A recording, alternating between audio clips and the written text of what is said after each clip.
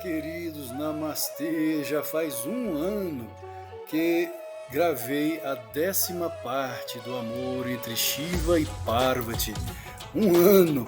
Estamos retomando agora então o nosso estudo sobre a vida de Shiva e Parvati. Estudo sim, porque não estou contando, narrando essa história contida no Shiva Mahapurana sem um estudo profundo de psicologia, filosofia, unindo a mitologia com esses outros ramos do saber: filosofia, psicologia, ciência e espiritualidade, religiosidade. Por quê? Porque a mitologia hindu, ela não divorcia esses saberes, ela procura unir, ela sempre une, ela está sempre unida. Você não pode compreender de forma alguma a mitologia, os Puranas, né? Lembrando o significado da palavra Purana, que quer dizer antigo, as histórias dos deuses e deusas, que na verdade, como já afirmei, como já expliquei, são personas do Deus único. O hinduísmo não é politeísta. Isso devemos lembrar, reafirmar continuamente. O hinduísmo é panenteísta. Existe apenas um Deus, uma consciência cósmica que se manifesta de diferentes formas, em diferentes tradições e épocas. E os deuses, entre aspas, são forças desse ser maior, que é Brahman, que é o Deus único, que é o Deus verdadeiro. O sentido da palavra religiosidade, que vem de religião, é em seu sentido etimológico, do latim religar, ligar novamente o homem à sua essência, que é Deus em nós, é o Atma em nós, Deus em nós. Esse é o sentido da palavra religião, não no sentido de instituição, mas no sentido do religar, e muito semelhante ao sentido do yoga, yud, que quer dizer união. Queridos, aqueles que estão caindo de paraquedas aqui neste vídeo, que é o 11º, para compreender a história do amor entre Shiva e Parvati, peço que assista aos demais vídeos, desde o primeiro. Foram 10 vídeos até o momento falando sobre o amor entre Shiva e Parvati. Esse é o 11º. E eu sei que muitos estavam ansiosamente esperando por este momento. Pois então vamos dar continuidade. No último vídeo, de número 10, Shiva explicou a Parvati. Claro que ela sabia, ela é a contraparte de Shiva, é a alma gêmea de Shiva, é o outro lado de Shiva, o lado feminino, né, digamos assim. Então ela sabia de tudo. Quando ela pergunta a Shiva, na verdade é mais por um sentido de didática para nós do que para ela mesma. E ele fala a respeito das 9 qualidades do devoto que agradam a Deus. Shiva deixa claro que a devoção, ou seja, o amor a Deus, é maior do que tudo. É o caminho que nos leva mais rápido para a nossa autorrealização. O Senhor Krishna afirma isso também no Bhagavad Gita. Quando Arjuna, o seu maior discípulo, Kshatriya, o guerreiro Arjuna, pergunta a Krishna qual a forma mais rápida de realização, se era por meio da sabedoria ou por meio do amor, da devoção. E Krishna diz que a sabedoria, não é, Jnana Yoga, também nos leva para a iluminação. Porém, é árduo, é um caminho árduo. O amor a Deus, a entrega a Deus, a devoção é o caminho mais rápido. Mas, na verdade, como todos os grandes avatares afirmam, amor e sabedoria devem andar de mãos dadas. Bhakti Yoga e Jnana Yoga. E ele também afirma que a natureza dele, Shiva, e a natureza de Vishnu são semelhantes no sentido, é como se fossem, entre aspas, caminhos diferentes, mas que desembocam no mesmo oceano. O caminho da sabedoria e o caminho da devoção, o caminho de Shiva e o caminho de Vishnu. E que Vishnu possui os mesmos poderes, a mesma estatura espiritual dele, Shiva. E que, em verdade, ele, como Brahman Supremo, Maheshwara, o Senhor do Cosmos, contém as 3 formas. Ou seja, em Maheshwara, o Brahman Supremo, contém as formas de Brahma, de Vishnu e de Shiva, porque Brahma, Vishnu e Shiva nada mais são que manifestações do Deus único, do Deus real.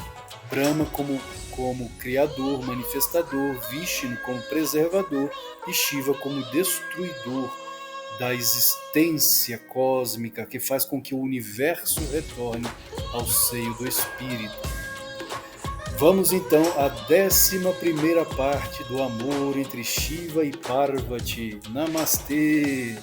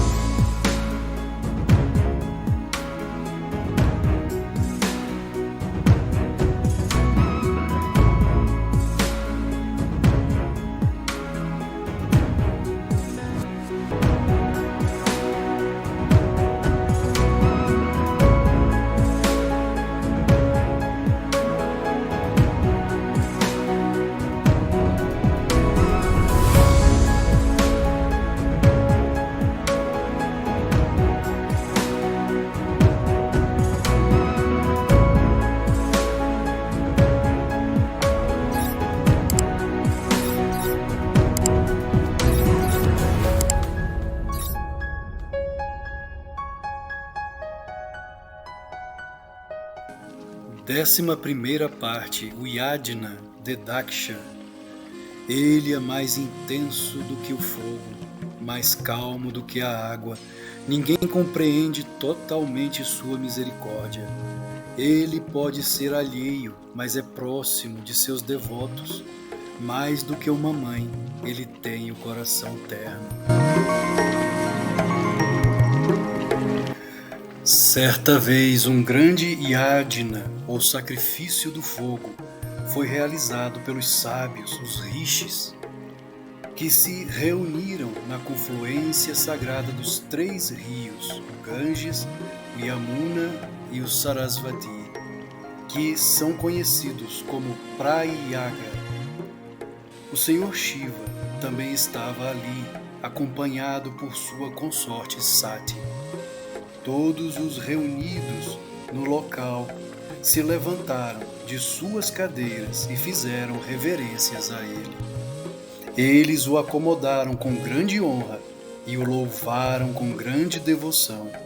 Logo depois, Daksha entrou no salão e todos se levantaram para honrá-lo também. Contudo, Shiva permaneceu sentado. Daksha, que havia se tornado arrogante por causa de sua posição no mundo, ficou irritado com esse sinal de desrespeito de seu genro. Com raiva, ele falou: como é possível que, enquanto o resto do mundo me honra, apenas este homem, que é meu genro, se recusa com arrogância a me respeitar? Ele não tem nenhuma cultura nem modos. Porém, o que se pode esperar de alguém cujos servos são duendes e fantasmas? Ele vive em campos de cremação e usa serpentes como guirlandas. Ele pode ser o marido de minha filha, mas vou amaldiçoá-lo. Então, virando-se para os outros, disse: ouçam todos, a partir de hoje, permita que este Shiva, que não tem nobreza de nascimento nem pedigree, que frequenta cemitérios e locais de enterro, seja expulso de todos os sacrifícios. A partir de agora, nenhum de vocês deve dar a ele parte de qualquer sacrifício. Brigu foi um dos sábios que concordaram com estas palavras idiotas de Daksha. Shiva não disse nada, mas seu querido servo Nandi, o touro, que poderia assumir a forma de seu veículo, se levantou e denunciou a Daksha em termos contundentes. Ó tolo Daksha, ele disse, como ousa amaldiçoar o Senhor Shiva, cuja própria presença santifica todos os mundos? Ele é Mahadeva, o grande Senhor, por quem o universo é criado, mantido e destruído. Um olhar dele é suficiente para reduzir você e sua comitiva a cinzas. O fato de ele não fazer isso agora mostra a dimensão de sua misericórdia. Porém, atenção, em breve você terá seu orgulho reduzido a cinzas. Daksha ficou furioso com Nandi por ter ousado repreendê-lo publicamente e o amaldiçoou também, e amaldiçoou a todos os servos de Shiva. Todos vocês serão condenados como hereges e serão expulsos da sociedade védica. Cabelos embaraçados, cinzas e crânios serão seus ornamentos. Vocês serão expulsos de todos os ritos védicos. Ao ouvir isso, Nandi ficou furioso e amaldiçoou a todos eles em resposta. Ó pessoas tolas, o grande Senhor Shiva foi amaldiçoado por sábios de mente má, como Brigu, em razão do orgulho que sentem por serem brahmanes. Mas eu vou lhes dizer, esses brahmanes que se deixam levar pela luxúria, pela ira, pela cobiça e pelo orgulho, se tornarão pedintes sem vergonha. Serão perpetuamente pobres e irão até mesmo à casa dos Shudras em busca de dinheiro. Por causa de sua cobiça por dinheiro, eles irão para o inferno e renascerão como Rakshasas, demônios. O belo rosto de Daksha logo desaparecerá e será trocado pela face de um bode. Ao ouvir essa troca de insultos, houve uma comoção e uma gritaria entre os convidados. Apenas Shiva permaneceu imperturbável.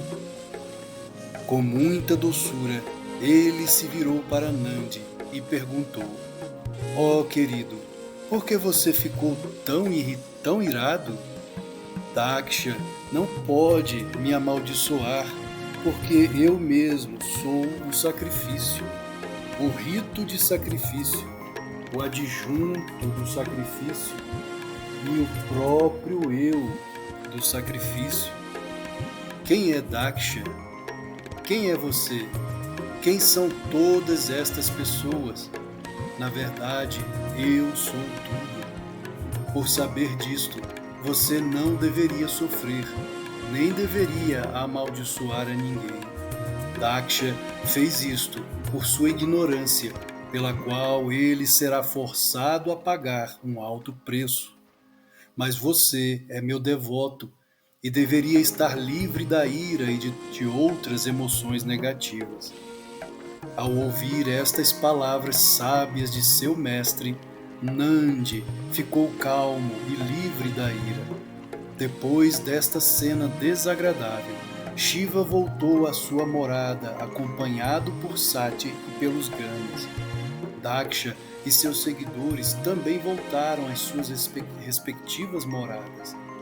Ele estava espumando de raiva contra Shiva e esperando uma oportunidade para colocar todas as maldições em prática. Para insultar a Shiva, Daksha começou um grande yajna, para o qual convidou todos os deuses, sábios e seres celestiais. Não é preciso dizer que ele evitou enviar um convite a Shiva, de propósito. Brahma e Vishnu foram convidados e levados a público para o grande yajna, que nunca antes ninguém tinha visto igual. O local onde Daksha depositou seu sacrifício se chamava Kankala, perto da montanha Haridwar, atualmente conhecida como Kankal. Como Shiva não foi convidado, sua filha Sati também ficou de fora, apesar de antes ter sido a preferida de Daksha, para abrigar a ilustre reunião de deuses, sábios e imperadores. Vishwakarma, o arquiteto divino, criou muitas belas mansões. O sábio Dadati, um devoto de Shiva, falou em palavras duras a Daksha. Ó Daksha, este sacrifício será incompleto e imperfeito, a menos que Shiva seja convidado.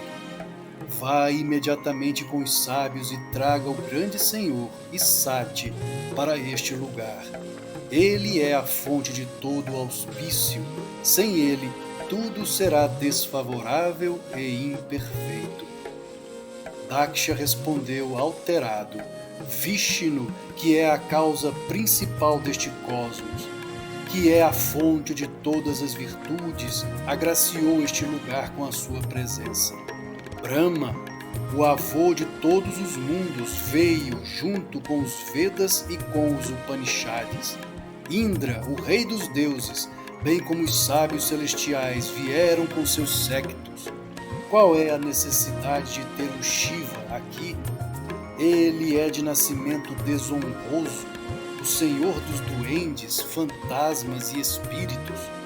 Eu dei minha amada filha a ele apenas a pedido de Brahma. Ele é totalmente indigno de ser convidado para esta reunião nobre. Dadishi amaldiçoou Daksha, disse que sua destruição era iminente e saiu do Yajna, seguido por alguns dos outros devotos de Shiva. Enquanto isso, na montanha de Gandhamadana, no Himalaia, Sati estava absorta em divertimentos com seus amigos. De repente, ela viu sua irmã Rohini viajando em um veículo voador, acompanhada pelo seu marido Chandra, a divindade da lua.